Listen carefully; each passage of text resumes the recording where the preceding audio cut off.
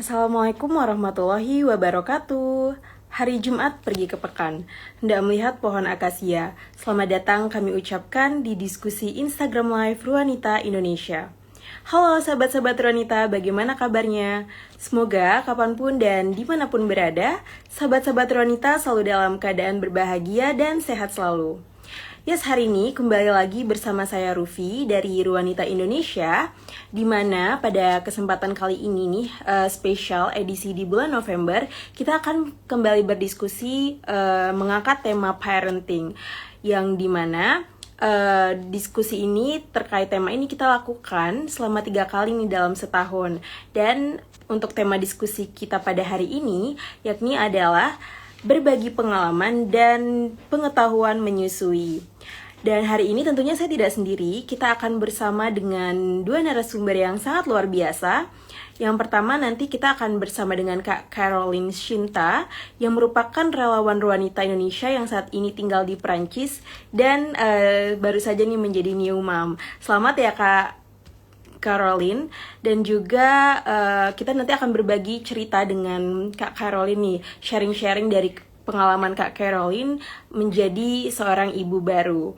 Dan tentunya nanti selain Kak Caroline, kita juga akan berdiskusi bersama Kak Mia Ilmiawati, yang Kak Mia Ilmiawati Sada, yang merupakan konselor menyusui dan juga konselor pemberian makan bayi dan anak. Dan juga Kak Mia ini merupakan founder Bubu Institute, dan saat ini juga Kak Mia aktif di organisasi Ibu Menyusui Indonesia atau AIMI. Dan yes, untuk sahabat-sahabat Ruanita, seperti biasa diskusi kita akan berlangsung selama 30-40 menit ke depan. Jadi nanti kalau sahabat-sahabat Ruanita mempunyai pertanyaan atau mungkin ingin sharing juga nih tentang pengalaman menjadi seorang ibu menyusui, silakan banget ya untuk bisa langsung menuliskan di kolom komentar. Yuk langsung aja kita invite untuk bergabung ke dalam diskusi kita pada hari ini. Ada Kak Caroline dan juga Kak Mia.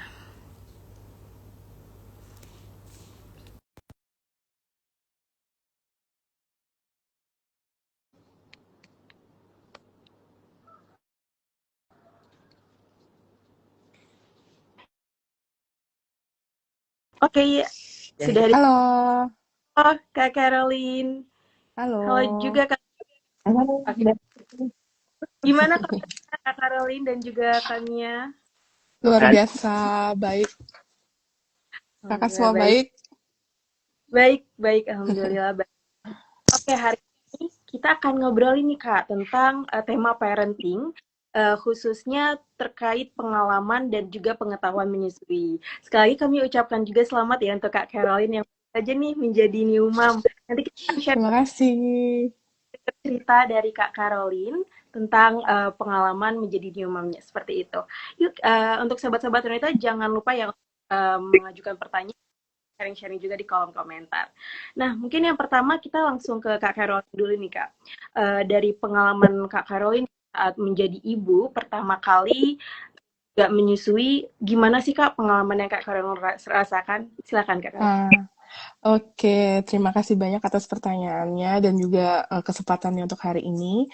Jadi waktu pertama kali jadi ibu di Perancis itu saya nggak bisa bilang itu hal yang susah atau sulit, tapi saya menyebutnya hal yang cukup menantang. Karena pada saat saya lahir anak yang pertama ini, maksudnya saya di Perancis itu tinggal sendirian tanpa keluarga. Karena kalau di Indonesia itu kan ada sistemnya namanya gotong royong untuk membesarkan anak. Cuman kalau di sini tuh benar-benar saya dan partner saya yang totally mengurus bayi. Jadi kita semua hands on 100%. Dan tantangan pada saat menyusui menurut saya itu sangat menantang karena benar-benar tidak mudah untuk period itu. Mungkin itu merupakan period yang paling menantang dibanding step-step sebelumnya. Jadi pada saat menyusui itu ada banyak sekali hal yang terjadi, seperti contohnya itu puting lecet, terus bayi nggak bisa menghisap dengan benar, terus juga kelelahan ya, kelelahan dari saya juga yang non-stop, kayak nggak ada berhentinya gitu, kayak nggak ada nafasnya nih. Karena kita harus menyusui setiap waktu itu, saya ingatnya setiap 2 jam sekali kita harus memberikan ASI. Dan itu hal yang cukup menantang. Jadi ketika setelah memberikan ASI, lalu biasanya bayi tidur karena pada saat newborn itu biasanya bayi banyak tidurnya. Jadi pada saat bayi tidur, kita harus mompa ASI juga. Jadi Hmm, kayak nggak ada berhentinya kita kerja tuh menyusuin, mompa ASI, kita harus makan, ganti popok pas segala macam. Jadi kayak nonstop dan lelah itu terus menerus sampai berbulan-bulan. Itu sih yang paling menantang. Belum lagi waktu itu karena saya melahirkan di bulan September, jadi itu periode winter, jadi udara dingin sekali. Jadi kalau misalnya saya keluar, itu payudara tuh kenceng, sakit, keras, dan saya harus pompa, harus menyusui, dan juga menyusui di luar itu tidak mudah juga karena udara dingin kan. Jadi hal itu yang cukup menantang bagi saya gitu. Tapi selain itu, hal itu juga sangat menyenangkan karena saya jadi bisa dekat dengan bayi saya juga ada kontak fisik dengan bayi saya, dan momen-momen seperti itu juga saya nikmatin. Itu hal-hal yang tidak bisa tergantikan dengan apapun. Gitu. Itu sih Kak luar paling. Oke, luar biasa. Wow, jadi Kak Caroline itu sebenarnya maksudnya hal yang menantang dan luar biasa sekali ya kayak Ya, ya betul periode itu. periode itu. Oke. Dan kalau di Prancis sendiri nih Kak, ada nggak sih Kak misalnya fasilitas entah itu dukungan dari komunitas setempat atau Hmm. misalnya dari pemerintahan setempat atau seperti apakah ada nggak misalnya fasilitas untuk ibu menyusui di sana atau mungkin kelas-kelas tertentu sih Kak, seperti kelas laktasi khusus atau seperti apa kalau di Perancis Kak? Silakan Kak Caroline. Iya, jadi sebelum melahirkan itu dari pemerintah Perancis itu kita ada programnya. Jadi seperti ada kelas laktasi sebelum melahirkan. Biasanya bersama bidan atau di Perancis sebutnya sage-femme. Jadi bidan yang memberikan pelatihan kepada kita bagaimana cara menyusui segala macam, dan juga karena dari awal karena saya tidak memiliki experience apapun untuk menyusui dan saya juga tidak pernah menemani keluarga saya untuk membesarkan anak, jadi kayak zero pengetahuan gitu tentang hal itu. Namun dari pemerintah Prancis mereka juga ikut aktif untuk memberikan penyuluhan dan pelatihan. Bahkan pada saat melahirkan pun di rumah sakit kita juga selalu didampingi 24 jam dengan lactation konsultan ini sendiri. Jadi ada bidan yang selalu, suster yang selalu ngecek kita, apakah kita udah benar cara memberikan ASI-nya, apakah bayi mau meminum ASI atau tidak, dan itu terkontrol banget selama 24 jam. Dan menurut saya juga karena tingkat natality di Prancis itu sangat rendah, jadi ketika ada bayi lahir, mereka tuh kayak benar-benar kayak taking care banget gitu, harus dijaga banget tentang semuanya. Jadi hal ini juga sangat membantu juga untuk saya untuk mengontrol bayi saya sendiri. Dan juga kalau di Perancis itu kita ada lembaga khusus itu milik pemerintah namanya PMI, bukan Palang Merah Indonesia tapi Protection Maternelle et Infantile. Jadi benar-benar lembaga ini yang memproteksi ibu dan anak. Jadi kayak posyandu mungkin kalau di Indonesia. Jadi benar-benar kalau misalnya kita butuh konsultasi apapun, kita bisa telepon untuk ambil janji dan kita bisa konsultasi kapanpun. Biasanya mereka bisa memberikan konsultasi seminggu 2 kali atau seminggu sekali untuk benar-benar mengkontrol kita dan bayi kita. Dan juga ada juga bidan yang visit ke rumah. Jadi Hmm. beberapa hari setelah melahirkan ada juga bidan yang visit ke rumah untuk kontrol kita juga. Jadi benar-benar intensif banget kontrol dari pemerintah dan semuanya itu gratis gitu. Tapi berarti kalau itu maksudnya kita harus bikin appointment dulu Kak kalau misalnya untuk konsultasinya itu seperti apa? Iya, biasanya kita harus bikin appointment dulu. Cuman ambil appointment itu nggak susah dan kayak beberapa hari kemudian itu kita ada appointment. Dan biasanya PMI ini itu ada di setiap kalau di Indonesia mungkin kayak setiap kecamatan kali ya. Setiap kecamatan tuh ada lembaga ini. Jadi deket sama rumah gitu. Kita jadi gampang juga untuk aksesnya gitu. Oke, terima kasih Kak Caroline. Dan jadi Sama-sama. cerita Kak Karolin tadi, benar-benar maksud dari pemerintah Prancis sendiri itu sangat-sangat suportif gitu ya Kak ya, untuk Betul. Oke, kita akan ke Kak Mia nih. Selanjutnya kita akan ngobrol ini Kak. Kak Mia kan merupakan founder dari dari Bubu Institute dan juga Kak Mia saat ini merupakan konselor menyusui. Nah, sebenarnya apa sih Kak Mia hal yang melatar belakangi Kak Mia akhirnya mendirikan dan juga mengelola komunitas ini? Silakan Kak Mia. Oke, apa kabar Mbak Rufi dan juga semua yang hadir di sini ya. Terima kasih pertanyaannya. Sebetulnya menjadi konselor menyusui dan juga membuat komunitas atau platform ya edukasi online dalam hal ini itu dilatar belakang dari pengalaman pribadi juga. Jadi saya background pendidikannya sebagai perawat, kemudian suami saya sebagai diplomat itu tidak memungkinkan saya untuk bekerja di Indonesia untuk waktu yang lama gitu ya. Jadi kebetulan karena kondisi itu saya ingin terus berkontribusi ke kesehatan ibu anak, tapi yang kira-kira fleksibel dengan kepindahan saya ke beberapa negara untuk menemani suami bertugas. Jadi waktu eh, itu juga salah satu pilihan untuk menjadi konselor menyusui gitu ya. Kemudian di saat yang bersamaan ada kebutuhan pribadi juga. Jadi saya merasa eh, jadi tenaga kesehatan tapi tidak memiliki pengetahuan yang cukup gitu untuk dukungan menyusui. Baik itu untuk saya pribadi apalagi menolong orang lain gitu. Nah, oleh karena itu waktu itu saya mengambil pendidikan tambahan, pendidikan lanjutan khusus untuk membantu menyusui dalam hal menjadi konselor menyusui yang ternyata pada saat itu juga bersamaan dengan banyak tenaga kesehatan lainnya gitu dari bidan, dokter anak gitu ya.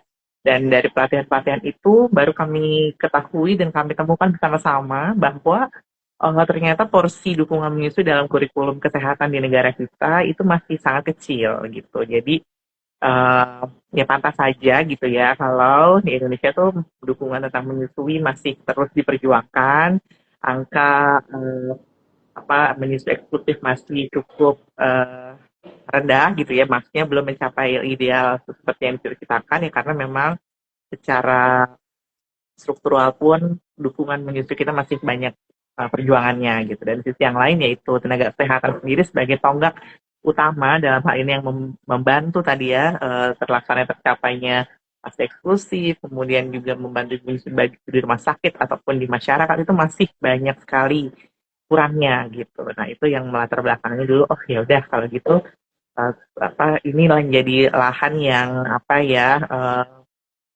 tepat mungkin ya cocok gitu ya dengan yang apa yang dibutuhkan dan juga ingin saya gali lebih lanjut gitu. Kemudian Buku Institut berdirinya mulai dari platform media sosial seperti ini. Pada saat itu uh, edukasi melalui sosial media tuh belum terlalu banyak gitu ya. Kenapa diambilnya melalui sosial media? Karena biasanya berkaca dari pengalaman pribadi, ketika kita sudah punya anak, waktu kita keluar rumah itu kadang menjadi terbatas gitu ya. Nah, sementara kalau lewat handphone atau lewat internet, lewat website gitu ya, itu masih bisa diakses dengan mudah dekat gitu. Jadi di situ sebetulnya tadinya mengawali dengan edukasi online dan juga untuk menemani perjalanan tadi seperti yang sudah diceritakan Mbak Karolin ya, kadang kita butuh support, butuh nanya kenapa putnya lecet, gimana sih biar menyusuinya nyaman. Itu untuk keluar rumah itu besar banget gitu effortnya gitu ya. Bagus kalau tadi di sana ada fasilitas seperti bidan yang ke rumah gitu ya. Itu bagus sekali. Nah itu menjembatani hal-hal seperti itu. Nah itu yang kami kerjakan. Gitu. Itu sementara. Oke. Oh, komunitas ini tuh juga ada layanan konsultasi gitu atau seperti apa sih Mbak? Selain misalnya tadi edukasi juga, edukasi online. Tapi kalau untuk layanan konsultasi ibu-ibu yang konsultasi online itu apakah juga bisa di komunitas yang kakak dirikan ini? Sebetulnya kalau Buku Institute itu memang masih terbatas di edukasi sosial media berupa info-info grafis yang diberikan agar mudah diingat gitu ya. Nah, kalau saya pribadi juga bergabung dalam komunitas yang lebih besar untuk dukungan ibu menyusui di Indonesia, namanya Asosiasi Ibu Menyusui Indonesia. Nah, atau disingkatnya AIMI gitu. Nah, di Indonesia ini AIMI sudah agak cukup lama ya, sudah menjadi wadah terdepan lah dalam mendukung ibu menyusui ya. Nah, di Indonesia inilah AIM ini salah satu yang bisa dimanfaatkan juga oleh ibu-ibu menyusui dan keluarga ya.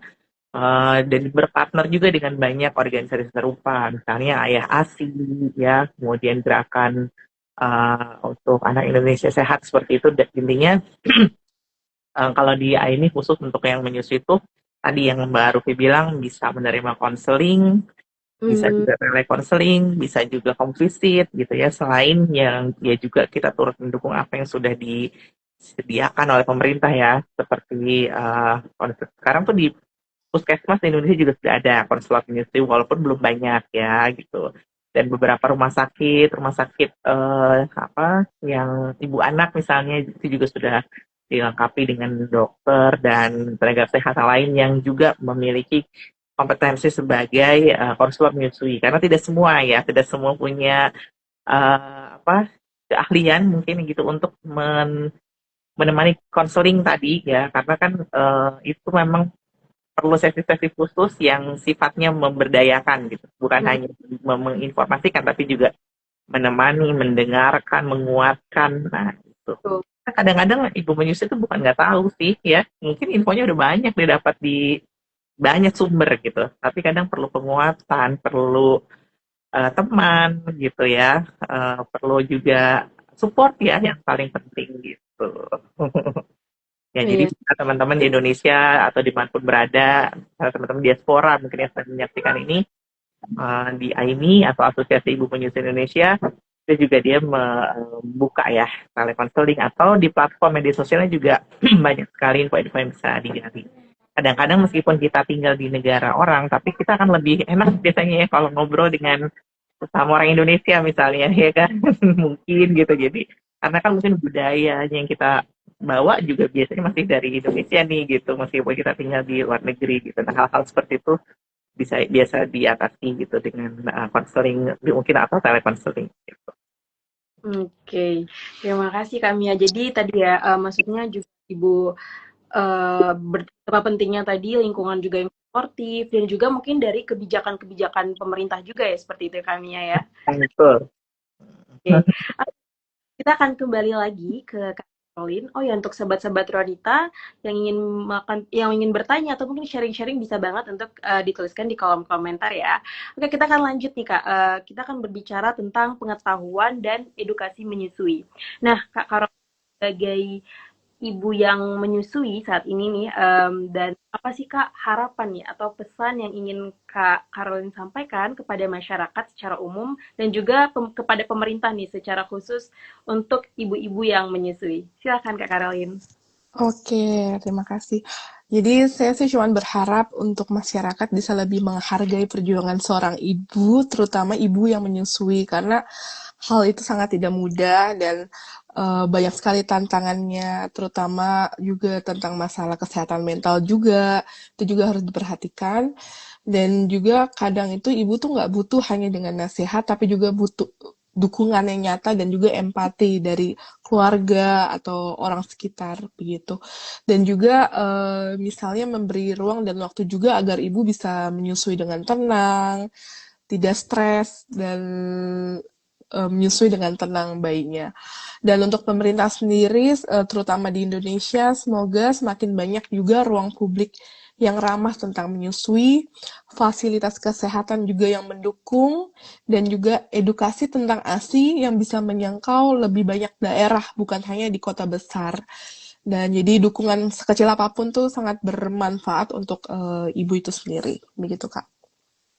Oke, mungkin terakhir juga nih Kak, tips and trick apa nih yang bisa Kak Caroline sharing ke sahabat-sahabat Ronita saat ini juga sedang menjadi ibu yang menyusui dan juga untuk khususnya juga secara luas kepada perempuan-perempuan Indonesia yang sedang mempersiapkan diri nih untuk persalinan. Silakan Kak Caroline. Oke, apa ya yang mau saya bilang sih pokoknya percaya sama diri sendiri, jangan banyak takut kayak takut nih bayi saya nggak cukup asinya, jadinya malah stres dan berpengaruh ke hormon kita itu sendiri.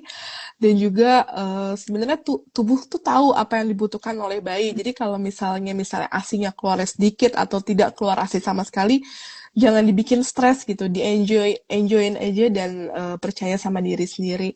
Dan juga kalau misalnya kamu merasa lelah, istirahat gitu, jangan dipaksain. Karena bayi juga membutuhkan kita yang dengan stamina yang kuat juga dan stamina yang fit juga gitu. Jadi menyusui itu juga bukan kayak perlombaan. Setiap bayi itu juga punya ritmenya dan ceritanya sendiri. Jadi yang penting tuh ibu dan anaknya itu bahagia. Itu aja sih. Jadi jangan pernah merasa sendirian. Banyak juga ibu di luar sana yang merasakan hal yang sama dan tetap percaya diri. Terima kasih. Oke, luar biasa sekali. Yang penting tadi ya, anak bayinya juga bahagia seperti itu, luar biasa. Betul, itu yang paling penting. Itu yang paling terpenting, setuju banget. Iya. Oke, Kak Caroline. Oke, nah dari Kak Mia nih Kak, apa nih pesan yang ingin Kakak sharing kepada sahabat-sahabat wanita, khususnya kepada ibu yang menyusui agar ibu dan bayi sama-sama sehat dan bahagia. Silakan Kak Mia. Iya, baik. Menyambung ya tadi dengan Mbak Caroline, persiapannya sebelum punya anak ya. Mungkin ketika bersama dengan pasangan memutuskan untuk punya anak, itu didiskusikan juga. Karena dukungan suami atau dukungan partner itu sangat berperan besar dalam keberhasilan menyusui. Kalau di luar negeri mungkin tadi seperti Mbak Caroline tidak ada keluarga, ya minim support system misalnya. Tapi kalau suaminya atau partnernya membantu, mensupport itu luar biasa. Insya Allah keberhasilan menyusuinya juga tadi yang dibilang ibunya happy karena tidak merasa sendiri ya, ada peran dari pasangan gitu.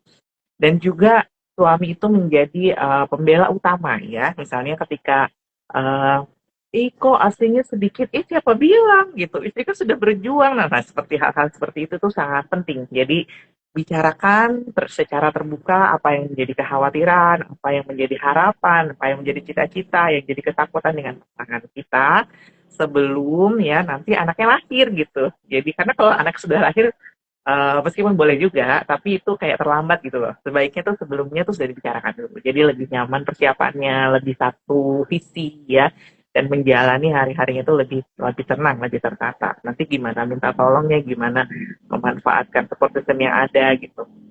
Yang kedua, persiapan ketika hamil gitu ya, ikuti kelas-kelas yang disediakan. Kalau tadi kan Mbak Carolina di sana menggunakan fasilitas yang disediakan pemerintah setempat ya. Nah, pakai aja semuanya gitu.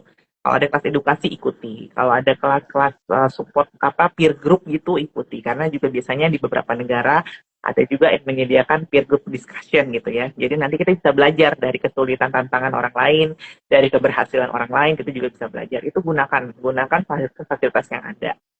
Kemudian selanjutnya setelah tadi ilmunya cukup ya, kita optimis ya seperti yang tadi disebutkan, cukup kok insya Allah, baik kita cukup, dan manfaatkan segala fasilitas yang ada. Kalau memang ternyata ada kendala, jangan dipendam sendiri, tapi konsultasikan atau diceritakan, dibagi dengan yang expertnya. Jadi jangan ragu untuk menghubungi konselor menyusui atau breastfeeding consultant atau mungkin pediatrician di setempat, itu dibicarakan gitu.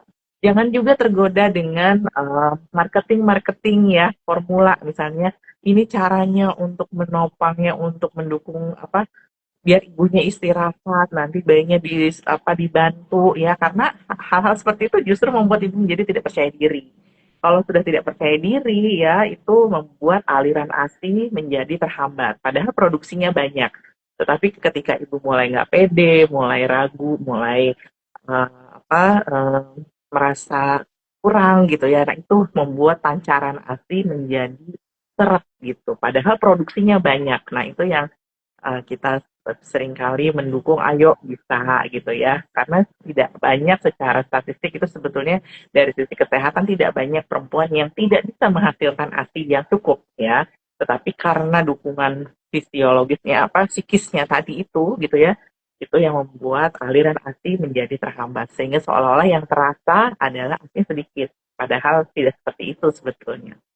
Nah, berikutnya yang aku ingin sampaikan juga bukan kepada ibu menyusuinya, tapi justru kepada kita mungkin tetangganya, temannya, atau mungkin keluarga ya, karena menyusui itu perlu dukungan orang sekampung juga gitu. Jadi kalau misalnya nih kita sebagai teman di perantauan tahu ada teman kita melahirkan dan punya anak gitu ya, itu pasti butuh istirahat tuh temennya gitu kan. Kalau misalnya teman kita ini melahirkan anak yang bukan anak pertama misalnya, berarti kan ada saudaranya, ada siblingnya ya. Mungkin kita bisa ajak main anaknya sehingga si ibu bisa berkonsentrasi dengan anak bayinya. Atau mungkin bawakan makanan kesukaannya, jadi dia nggak perlu masak gitu. Atau mungkin tawarkan, aku anter yuk, kamu mau pergi kemana. Jadi itu hal-hal seperti itu, dukungan praktis atau support yang di luar apa ya ilmu menyusui ya, maksudnya benar-benar bantuan saja gitu, itu sudah membuat si ibu itu merasa apa berharga gitu ya, itu sebuah dukungan yang juga dapat kita berikan. Nah, terus jangan juga pengaruhi dengan mitos-mitos ya, kita juga nggak usah so tahu gitu kalau misalnya kita tidak cukup yakin ya. Menurut gue kayaknya harus makan ini deh, Lors, ini deh, sementara misalnya si ibu menyusui ini tidak suka gitu ya. Nah, hal-hal itu tuh cukup membantu sekali sebetulnya. Jadi ambil peran di mana kita berada, kita bisanya sebagai apa? Kalau sebagai keluarga, support. Kalau sebagai teman juga support gitu. Apalagi kalau kita sebagai orang terdekatnya ya, keluarga atau apa namanya ipar misalnya atau adik kakak. Nah itu dari orang-orang terdekat juga perlu. Jadi tidak hanya dari tenaga kesehatan atau pemerintah misalnya yang membuat kebijakan-kebijakan dan dukungan fasilitas itu sudah pasti. Tapi kalau kita sekarang misalnya sebagai teman-teman yang menyaksikan nih, kita lihat peran kita sebagai apa nih? Oh jadi teman, jadilah teman yang suportif. Jadi tetangga, jadilah tetangga yang suportif gitu. Karena yang tadi menyusui itu layak diperjuangkan dan juga membutuhkan support orang sekampung ya. Semuanya perlu dukung, nggak bisa sendirian loh. Berat sekali kalau sendirian. Ya itu ya kira-kira. Oke, luar biasa. Nah, tapi kan tadi dari yang sudah Kak mention juga nih Kak, bagaimana tadi peran orang sekampung itu tuh luar biasa banget untuk mendukung para ibu menyusui tadi. Nah, tapi kalau untuk mungkin pesan yang Kakak ingin harapan apa nih yang Kak ingin sampaikan ke pemerintah Kak? Misalnya apa kalau kebijakan seperti apa menurut kami ya? Oke. Kalau untuk di Indonesia sebetulnya kebijakan-kebijakan terus diperbarui Mbak. Jadi yang terbaru saja misalnya ada Undang-Undang nomor 4 tahun 2024 ya, baru setahun yang lalu ya. Itu sebenarnya sudah semakin baik Mbak, di mana disebutkan cuti melahirkan, itu juga sudah dimention, yang sebelumnya belum ada, tapi di undang-undang yang baru sudah ada. Jadi kalau dari segi kebijakan, insya Allah sudah cukup Mbak, sudah banyak, tapi implementasinya yang belum gitu.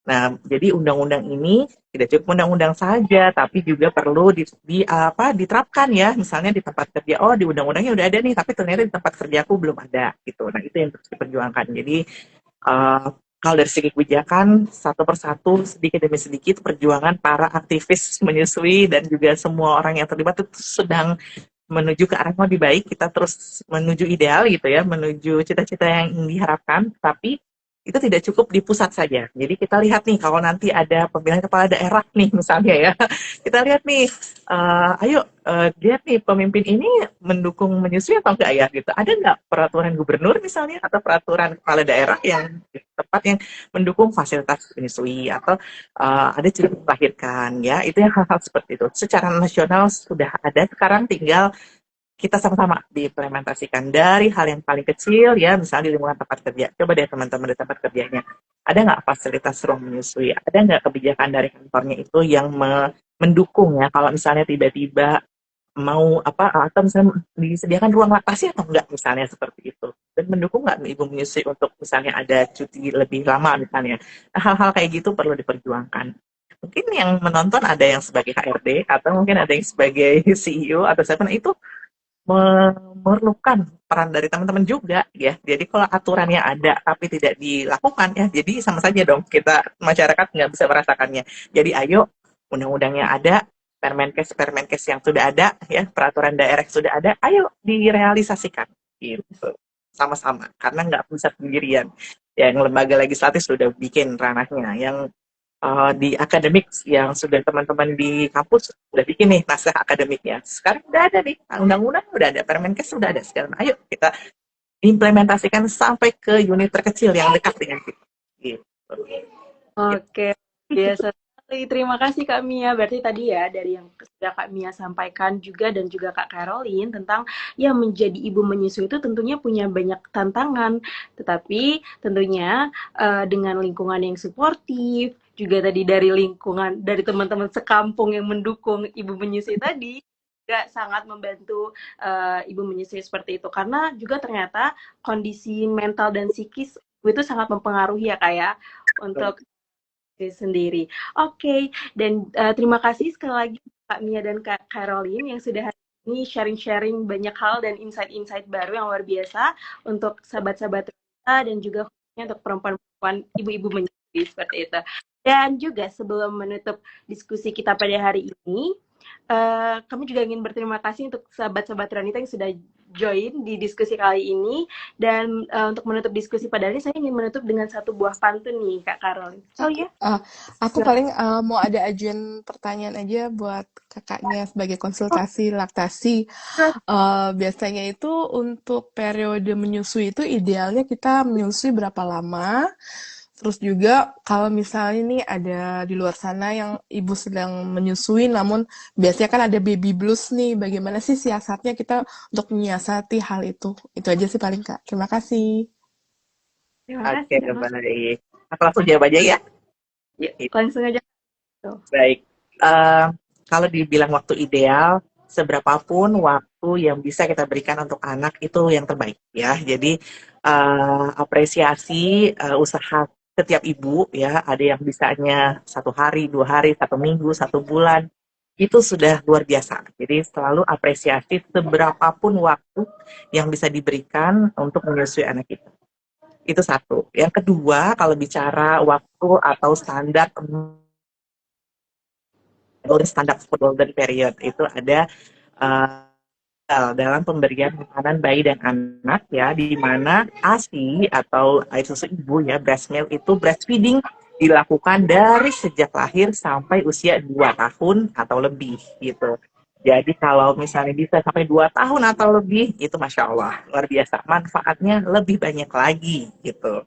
Ada yang misalnya selesainya 2 tahun setengah, nggak apa-apa. 2 tahun pas, nggak apa-apa juga. Tapi seandainya tidak sampai ke sana pun, itu tidak menjadi alasan untuk apa namanya merasa kecil hati ya, atau merasa tidak ideal atau tidak sempurna. Jadi seberapapun waktu yang sudah diberikan dan sudah diusahakan itu worth it ya, gitu. Kalau bisa sampai 2 tahun itu bagus banget, dan diupayakan sampai ke sana itu juga bagus banget gitu. Jadi aku bicaranya sesuai standar yang tadi, dan juga di satu sisi yang lain nggak usah mikirin nanti nih baru lahir, aku harus sampai 2 tahun, mungkin itu akan menjadi terasa berat, tapi dilalui setiap harinya. Hari ini bisa, alhamdulillah. Bulan berikutnya bisa, alhamdulillah. Nggak kerasa nih udah 6 bulan, tahu-tahu udah lulus ASI eksklusif, luar biasa ya. Berarti kita terus lanjutkan lagi, mudah-mudahan sampai kepada yang dibuat standarnya tadi, bisa sampai ke idealnya tadi ya, ke 2 tahun atau. Jadi itu ya waktunya. Lupa deh satu lagi apa tadi ya. Tentang baby blues kan Oh, baby pasca blues. melahirkan kan pasti ada masa-masa baby bluesnya Iya, itu iya, iya, iya. gimana mensiasati. Oke. Nah, yang pertama baby blues itu sesuatu yang alamiah ya, maksudnya karena apa namanya, pada saat kita melahirkan itu memang terjadi perubahan banyak sekali hormon di dalam tubuh kita yang memang mempengaruhi perasaan gitu ya. Tetapi untuk menghindari itu, yang tadi, yang pertama-tama adalah support dari pasangan ya. Baru berikutnya diikuti juga dengan support system yang lain. Biasanya nih, kalau misalnya orang melahirkan itu, begitu bayi lahir, orang-orang terpusat dan terfokus pada bayinya. Misalnya, bayinya lucu, bayinya sehat, bayinya mirip ayahnya. Padahal yang hamil ibunya, yang susah ibunya, misalnya gitu. Nah, hal-hal itu bisa tuh kita hindari, sehingga ibu menjadi happy ya, menjadi lebih percaya diri gitu. Jangan melukai hal sekecil itu, bisa jadi memantik ya, tadi yang hormonnya lagi acak-acakan itu gitu ya, kemudian seolah-olah ibunya tidak diperhatikan gitu. Nah, itu yang membuat baby blues tuh bisa diminimalisir. Jadi perlu ada apresiasi kepada ibu yang sudah melahirkan. Jadi mulai sekarang kalau misalnya mau ngadoin teman lahiran, jangan cuma anaknya aja yang dikadoin, mungkin temennya juga ya, tanya Ibunya. pengen apa gitu gitu. Atau mungkin kadang-kadang ada makanan yang diinginkan gitu dari sejak hamil gitu ya, bisa dihadiahi gitu. atau sekedar dipeluk, dibawakan kopi gitu misalnya gitu. Itu sesuatu yang membuat si ibu ini merasa dicintai ya, bukan hanya si baiknya, karena memang layak sekali dicintai, kan sudah berjuang ya kan, sudah berjuang melahirkan, sudah hamilnya, itu perjuangan yang panjang. Jadi apabila teman-teman lihat nih gitu IG live pada saat ini, siapkan hadiah terbaik, siapkan perhatian terbaik, siapkan waktu terbaik gitu ya. Ditanya perasaan nih istrinya, bagaimana kamu hari ini, capek apa enggak? Mau aku hadiahi ini spa misalnya buat pijetan. Biasanya itu dianggapnya kelelahan adalah suatu hal yang lumrah dan dibiarkan gitu. Namanya juga baru lahirin ya capek lah gitu kan ya. Padahal nggak begitu juga kan. Bisa juga kita hadiahi dengan pijet misalnya, atau manicure pedicure. Kan waktu melahirkan susah tuh ya gitu kan, buat merawat diri sendiri gitu. Jadi dipercantik, dibahagiakan, disupport. Itu yang membuat baby blues itu bisa dihindari atau diminimalisir dengan memperhatikan sang ibu gitu, memperhatikan perasaannya, mencintai, memberikan dukungan. Yang utama adalah dari orang-orang terdekat, dari orang tua, dari pasangan ya terutama. Biasanya karena pasangan juga sama-sama galau gitu ya, ketika orang tua misalnya orang nenek kakek gitu ya, Hmm. harusnya jangan digituin. Nah, itu tuh perlu ada yang bela. Yang bela itu siapa? Pasangannya. Udah mah, biarin.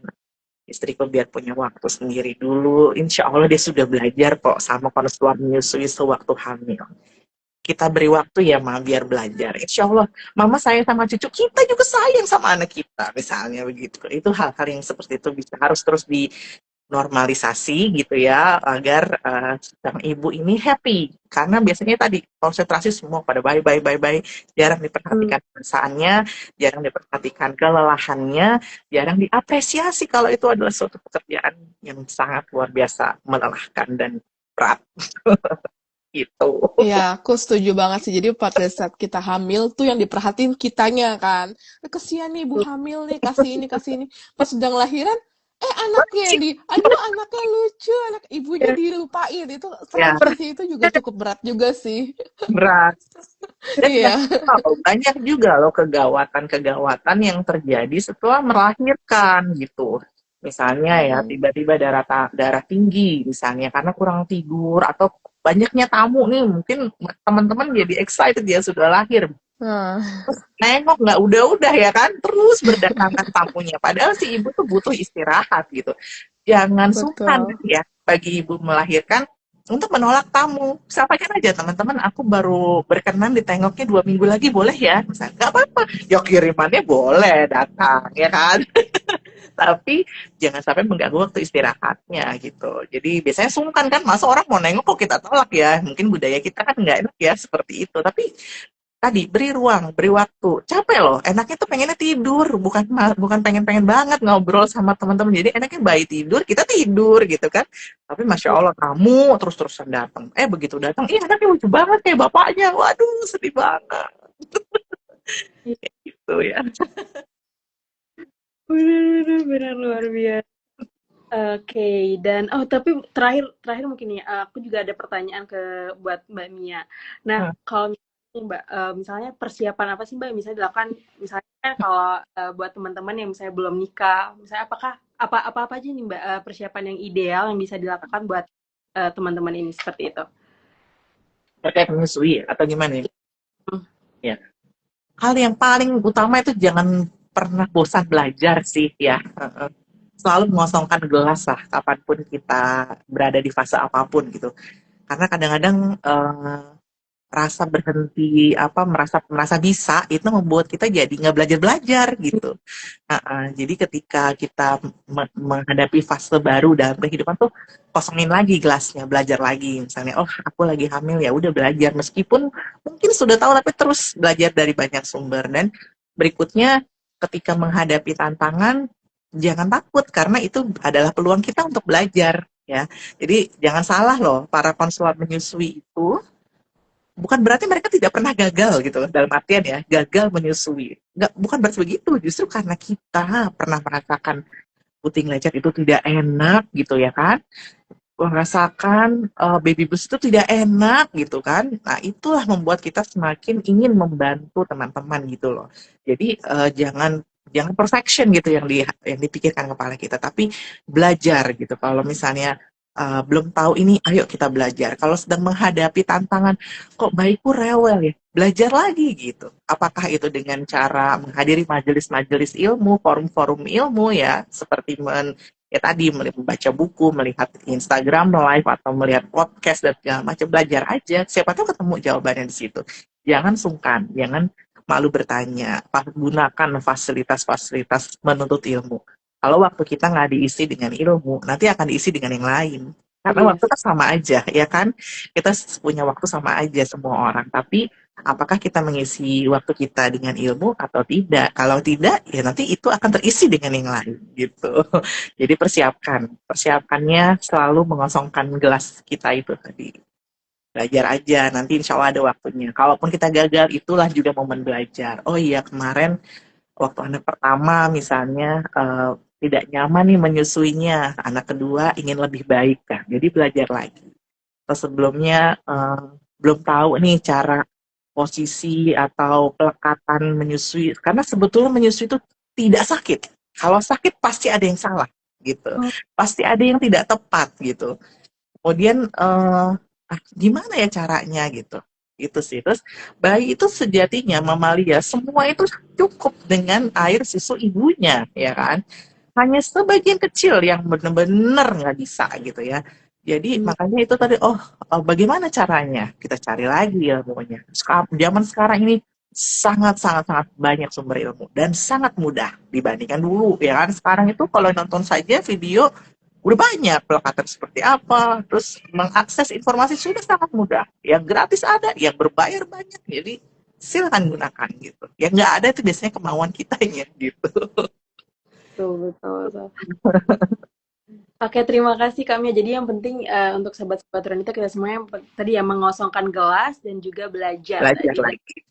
Dan itu juga dengan belajar tadi karena kita udah makin banyak ilmunya juga. Jadi itu juga jadi salah satu cara untuk itu ya, maksudnya menghindari ketakutan-ketakutan gitu ya kayak karena tadi kita sebelumnya. Akan Oke, berbeda, Mbak ya. Dari penelitian-penelitian akan berbeda. Pengalaman hamil, kemudian melahirkan, menyusui pada seorang perempuan yang berilmu dalam hal yang membekali ilmunya dengan yang tidak gitu. Jadi makanya sebelum itu terjadi bekali dulu gitu. Dan kalaupun nanti menghadapi suatu tantangan, hadapi dan diambil ilmunya gitu untuk nanti bisa membagikan ke orang lain atau memperbaiki ke depan. Gitu sih. Oke, luar biasa. Terima kasih Kak Mia dan juga Mbak Karolin. Kira-kira ada lagi yang ingin ditanyakan mungkin dari Kak Karolin atau Oke, cukup ya. Terima Udah cukup, kasih. terima kasih. Baik, terima kasih Kak Karolin dan juga Kak Mia. Sudah hari ini banyak banget hal-hal yang sudah di-sharing untuk sahabat-sahabat Ronita pada hari ini. Dan juga terima kasih untuk sahabat-sahabat Ronita yang sudah bergabung dan join di Instagram Live kita pada hari ini. Nah, sebelum menutup diskusi kita yang luar biasa pada hari ini, saya ingin menutup dengan satu buah pantun. Dari desa pergi ke kota, tak lupa bawa oleh-olehnya. Setiap tetes ASI adalah cinta. Semoga tiap ibu Bagus banget. kuat selamanya. Terima kasih Kak Karolin dan juga Mia. Terima Sehat Terima selalu. kasih kasih. semua Kak Mia. Terima kasih banyak untuk sharingnya. Sama-sama. Selamat menyusui lagi. Aku juga masih mau menyusui kok. Bahagia selalu. Semangat ya, semangat. Semangat. Assalamualaikum warahmatullahi wabarakatuh.